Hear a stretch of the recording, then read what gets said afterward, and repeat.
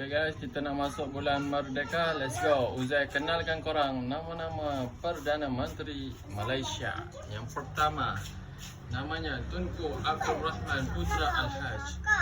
Yang kedua, Tun Abdul Razak Hussein. Yang ketiga, Tun Hussein On. Yang keempat, Tun Dr. Mahathir Mohamad. Yang kelima, Tun Abdullah Ahmad Badawi. Yang keenam, Datuk Seri Najib Razak. Yang ketujuh, iaitu jatuh kepada Tun Dr. Mahathir Mohamad sekali lagi. Lepas tu yang ke-8, Tan Sri Muhyiddin Yassin. Yang ke-9, Datuk Seri Ismail Sabri Yaakob. Yang ke-10, Datuk Seri Anwar Ibrahim. Selamat belajar. Belajar sesuatu, sila komen.